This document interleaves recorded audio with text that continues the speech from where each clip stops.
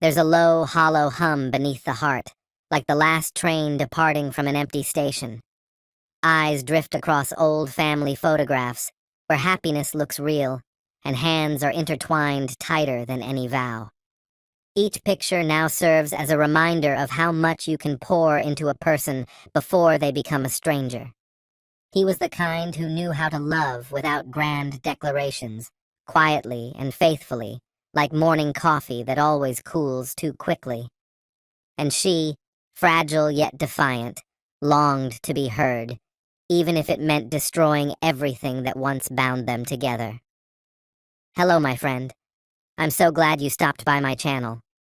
If you're here for the first time, don't forget to subscribe and share this video with your friends or family. It really helps my channel a lot. Please tell me in which city or country you watch this video. I value every one of your comments. So, let's get started. Bennett had never been the type to dive recklessly into matters of the heart. He'd always approached relationships with caution, shielding his emotions behind walls forged by past betrayals. He knew how quickly new affections could flicker and die, leaving only regret behind. But then he met Holly, and everything changed. It was as if time paused just long enough for him to take in every detail of her existence. The sound of her laughter, the way she twisted her hair when nervous, her fearless honesty, it all pulled him in more than he'd imagined possible. As days turned into weeks, and weeks into something deeper, his feelings blossomed in ways they never had before. Where hesitation once ruled, he now moved with quiet certainty. It began with little acts. A message sent for no reason other than to let her know she was in his thoughts. One evening, he showed up at her door, holding a copy of that book she once mentioned from her teen years. Another afternoon, he surprised her at work with a basket of her favorite snacks, making sure she didn't eat lunch alone. People noticed. Bennett, who'd always kept to himself, was doing all of this without expectation, not seeking anything in return. He acted out of genuine care, because he wanted her to feel noticed. Even when she seemed distant, he remained by her side. When she opened up about feeling overwhelmed, he didn't try to offer answers. He just stayed, held her hand, let silence speak until it no longer felt heavy. At first, Holly didn't know what to do with that kind of presence. Her history was marked by broken trust and fading affections. Letting someone in felt dangerous. But slowly, she began to notice something different in Bennett. He didn't rely on grand words to express his feelings. His actions said more than declarations ever could. When illness left her confined to bed, he never left her side. He skipped meetings, canceled plans, never once wavering. "You're what matters," he told her. She had never been someone's first choice before. When he finally asked to be hers, it wasn't with pomp or poetic lines, just a look straight into her eyes and quiet sincerity. "If you'll let me stay, I'll spend every day making sure you feel safe. And if I fall short, I'll keep trying." She wept, and she said yes. That moment marked the beginning of everything new. They moved into a simple house and began turning it into a home. They painted the walls together, laughing at the splashes of color on their clothes and the imperfections they didn't bother fixing. Their lives began to merge, one layer at a time. The wedding was intimate, just the people who mattered most. Bennett beamed throughout. In his vows, he promised to stand by her, even when love felt buried beneath the weight of ordinary days. He swore she would never face loneliness again. A year later, their first child arrived. Bennett took to fatherhood with open arms. He got up at all hours, warming bottles, rocking their baby with off-key lullabies that still somehow soothed. Even on the most exhausting days, he stepped in so Holly could rest. He didn't split the duties. He embraced them as wholly his own. 2 years passed, and they welcomed a second daughter. Their lives felt full. They filled albums with candid smiles, spent weekends picnicking in the sun, marked birthdays and milestones with messy handwriting and homemade desserts. Bennett clung to those moments, capturing them as if trying to stop time from taking them away. But time, inevitably, pressed forward. Demands piled up. The fatigue of daily life crept in. The effortless connection they once had started to wear thin. Still, Bennett kept showing up. He bought concert tickets to bands she liked, even if he didn't. Cooked dinner when she looked worn down. Took the kids out so she could have time to herself. And yet, something subtle began to change. A quiet distance settled between them. Bennett felt it, but chalked it up to life's routines. Then came the night everything broke. Holly seemed gone somehow. Her gaze was far away, her voice quieter than usual, as though she was balancing on the edge of something fragile. Bennett sensed something was wrong before she even spoke. She sat on the couch, clutching a pillow like a lifeline. Her breath trembled. And then, finally, the truth came. "I've been with someone else." Her voice cracked. She said it wasn't what she wanted, that it was a moment of weakness, that it didn't mean anything. She felt trapped. She regretted it. But to Bennett, it meant everything. In that moment, the entire structure he'd built with love and effort collapsed. All the quiet sacrifices, the devotion, the time, suddenly, they felt empty. He didn't yell, didn't break, just turned and walked into the bedroom. When he came back, he was holding a blanket and a pillow. "You'll sleep in the guest room," he said, voice calm, not from peace, but from resolution. No anger, no begging, just an end. Something had broken inside him, so deeply and irreparably that there was no going back. From that instant, every gesture that once reflected affection turned cold, mechanical. No matter how desperately she apologized, how her tears spilled unchecked, or how hard she tried to explain, he could no longer hear her through the same heart that once opened so freely. The hurt wasn't just in the act itself, it was in what the act represented. It represented how completely he had believed he was enough, how fully he had invested himself, trusting they were crafting something real, something lasting. And now, looking at the ruin left behind, Bennett found himself tormented by a single, haunting question. How could someone tear down so much after being given everything? That night hadn't simply violated a promise. It had decimated the very ground their love had stood on. Upstairs, Holly lay curled on the guest bed, trying to vanish beneath the blankets, as though the weight pressing on her chest might ease if she could just hide deep enough. She knew the truth had detonated inside Bennett like a silent blast. His absence of reaction felt more terrifying than any outburst could have been. In his quiet, there was a scream muffled by grief, a wound too vast for words, a sorrow that seeped into the walls like a crack that no one could repair. At sunrise, Holly got up early. She fixed breakfast for the kids and waited, aching, for any sign. A glance, a word, something to suggest there was still a thread left to grasp. Bennett came downstairs, poured himself some coffee, and muttered a flat morning without once meeting her gaze. For the first time, she felt like a stranger in her own home. Later that day, her chest tightening, Holly sat before a blank sheet of paper. Word by word, she emptied herself onto the page. Her guilt, her regrets, the confusion even she didn't fully understand. She didn't try to justify the betrayal, but she tried to give context, to explain the aching emptiness that had led her astray. When she finished, hands unsteady, she folded the letter and laid it softly on his pillow. Then she walked away, breathing in a shaky lungful of air. Hours later, when she returned, it was still there, untouched, unread.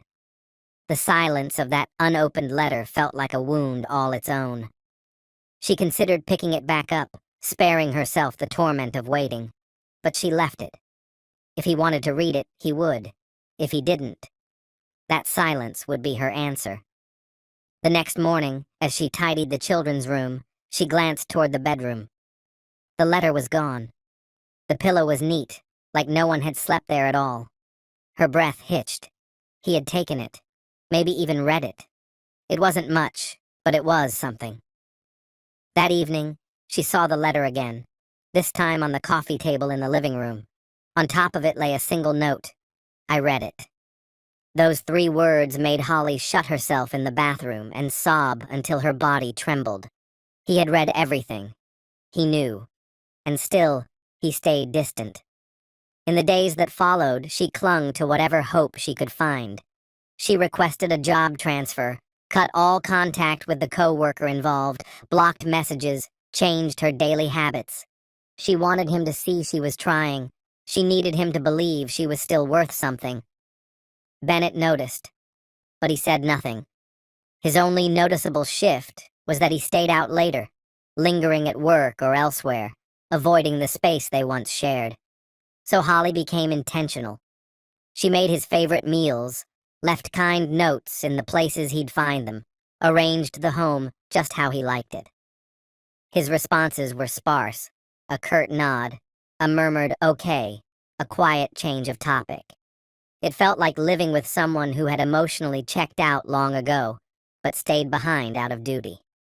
The cruelest part was that Bennett still gave the kids his whole heart, laughing, playing, showing up like always. But with her, he was ice. When he walked by, it felt like she was invisible, a ghost haunting her own life. Each day, she lived within that silence. When she suggested therapy, he agreed, but only said, I'm doing it for the kids. In their first session, Holly spoke with raw honesty.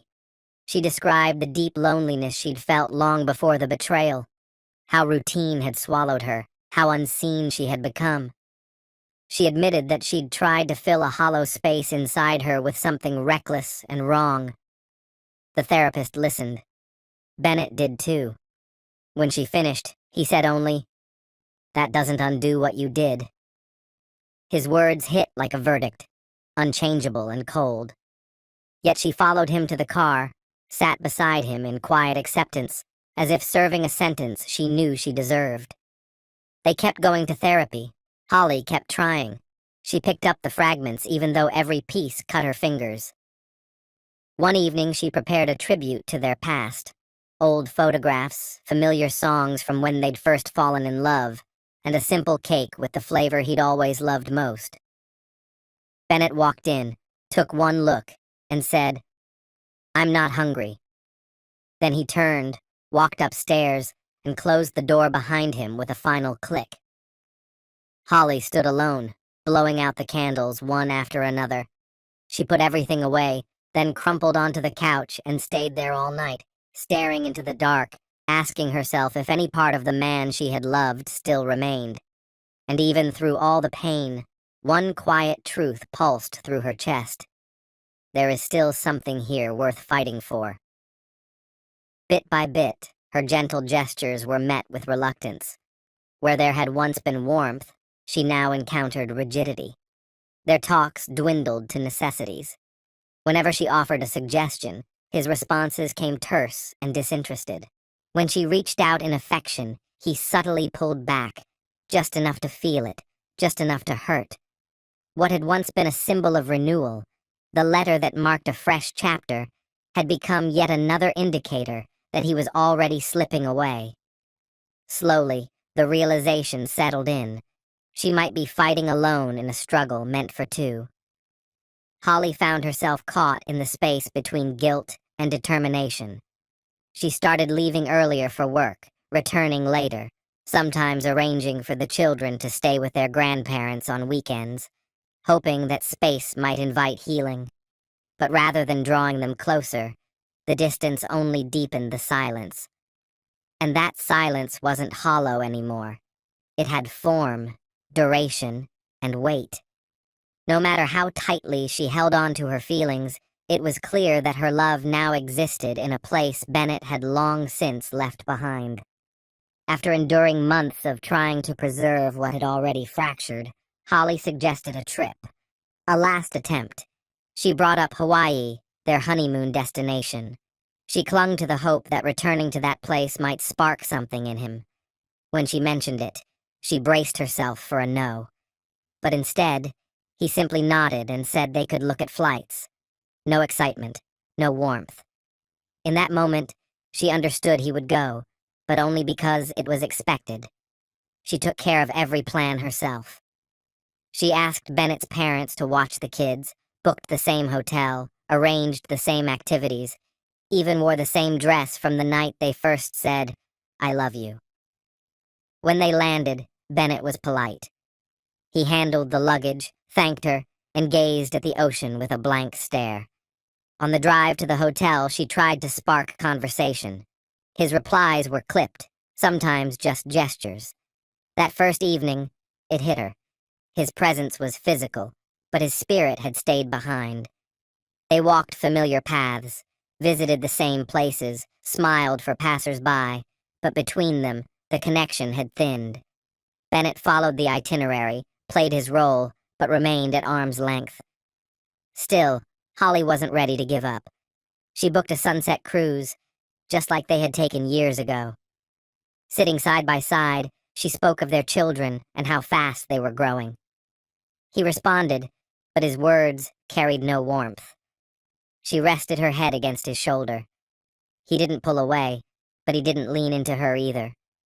That night, she asked him to walk with her. They ended up at the spot where they once dreamed aloud about their future. She turned to him and asked if he still believed in second chances. He hesitated, then said that sometimes people try to relive memories that no longer belong to them. She embraced him. He hugged her back and kissed her. But the kiss felt foreign. There was no fire, no longing. It felt like a goodbye. They made love that night, but even then, Holly sensed he avoided her gaze.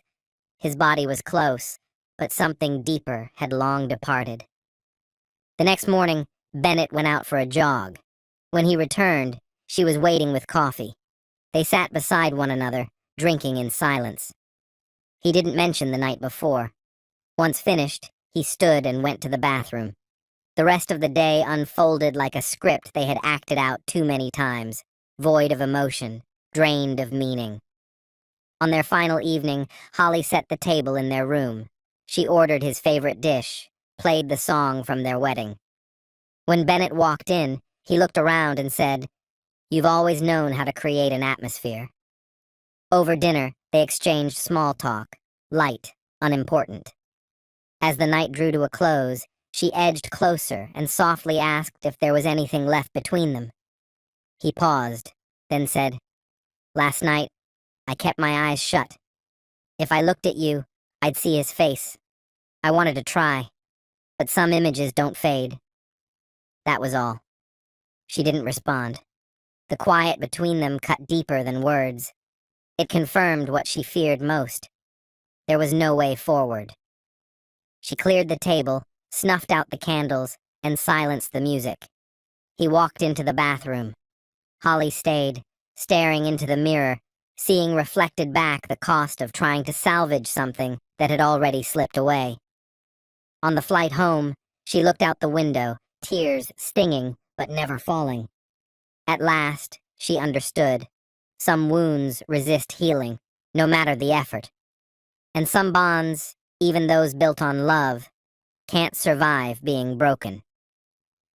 After they returned, the chill between them only grew.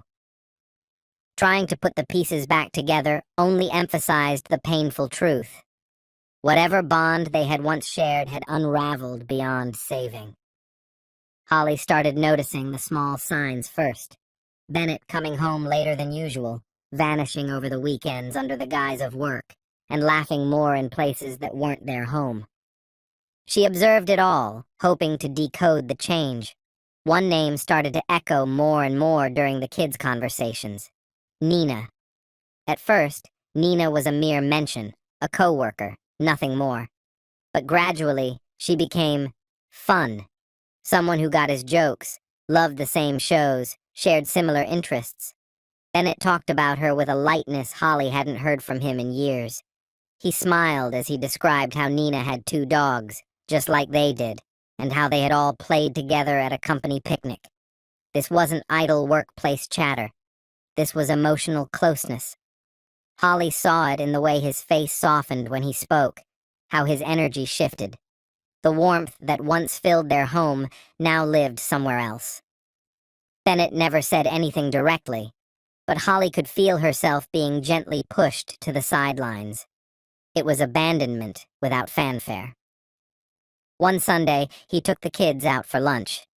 Later, a photo made its way onto social media, posted by Nina, no less, and tagged by a mutual friend. Bennett's smile in that picture was the kind Holly hadn't seen in years. The kids were beaming, arms wrapped around him, and in the background, unmistakably, was Nina, smiling just as brightly. Holly didn't ask questions, she didn't accuse, but something in her cracked. Slowly, she started retreating, spending more time in their bedroom, shifting her routine to avoid running into him. By the time Bennett returned home, she was already in bed, and when she awoke, he was already gone. One night, after putting the children to sleep, she found him in the living room, laughing at something on his phone. When he noticed her, he quickly put it away. She said nothing. She walked to the kitchen, filled a glass with water, and took a moment to breathe. Then she returned to the doorway, hesitated, and finally spoke, her voice nearly a whisper. "You look happier when you're not here." He didn't answer. He just looked at her. "I still love you," she said, louder this time, with more clarity. "But loving someone who doesn't love you back, it drains you day by day." Bennett's jaw clenched, but he said nothing. "I don't want our kids to grow up in a house where love feels like a memory," she went on. "They deserve to see you happy, even if that happiness isn't with me." That was the moment she told him she wanted a divorce. No yelling, no accusations, no tears. Just the truth, spoken clearly. For the first time since everything changed, Bennett looked her straight in the eye. After a long silence, he replied, "If that's what you want, I get it." She gave a small nod and turned to head upstairs. That night, she slept deeply, like a weight had finally been lifted. In the days that followed, they handled things with quiet efficiency. They divided responsibilities, contacted lawyers, and informed their families. The children sensed the shift almost immediately. "Is Dad moving out?" they asked. Holly gently explained that while things were changing, both parents would always be there for them. Bennett offered the same assurance. They never argued. Not once. In that shared stillness, there was a silent recognition, a tired but peaceful acceptance. Everything proceeded calmly, until, a few weeks later, Holly started feeling ill. Persistent nausea, dizziness. She assumed it was stress or exhaustion from the split, but took a test just to be sure. There was no ambiguity. She was pregnant. The truth hit her like a storm. The timing pointed back to a night they'd spent together in Hawaii. Her mind spiraled. Was this destiny? A wrench in the process? A cosmic prank? She briefly considered not telling him. Thought about disappearing. But that wasn't her nature. So she asked him to meet her at a cafe. When he arrived, she slid a sealed envelope across the table. He opened it, read the contents, and sat silently for a moment. Then he looked at her and asked, "It's mine?" She nodded. He took a deep breath. "Then we'll work through this. Together." And for the first time in a long while, he reached across the table and took her hand, not as her husband, but as the father of her child.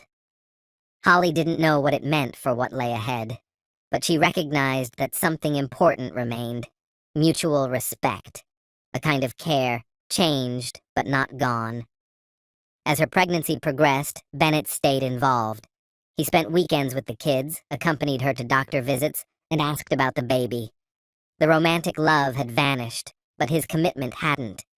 When their baby was born, Bennett stood by her side, tears falling freely as he saw his newborn for the first time. Holly cried, but not for the same reasons that brought tears to Bennett's eyes. His sorrow clung to the remnants of hope, while hers mourned all that had slipped away, the shared past, the once bright aspirations, and the silent realization that those dreams had quietly dissolved. Their relationship didn't erupt in bitterness. Instead, it gently unraveled, leaving behind echoes that would never quite fade. Bennett moved into an apartment close by. He began to find balance in his days, caring for the baby, spending time with the children, and gradually crafting a life apart from what they once knew. Holly stayed anchored in the familiar, managing school routines, nurturing the infant, and slowly rediscovering a strength she believed she'd lost. The love that once bound them shifted into a new form. It evolved into a quiet empathy, shared respect, and a lasting bond born from their roles as parents. Yet their marriage had silently reached its end. There were no loud arguments, no last-minute reconciliations, no dramatic return. Only with the distance of time did Holly come to understand that perhaps the most honest act of love left was to let Bennett go, with care and completely. Because sometimes, loving someone deeply means knowing when to let them be free. It means loosening your hold and trusting that each of you will carry forward only the imprints you choose to keep. This story has come to an end. What's your opinion? Share it in the comments, my friend. And if you like this story, check out other exciting videos on my channel. I'll say goodbye until the next video. See you.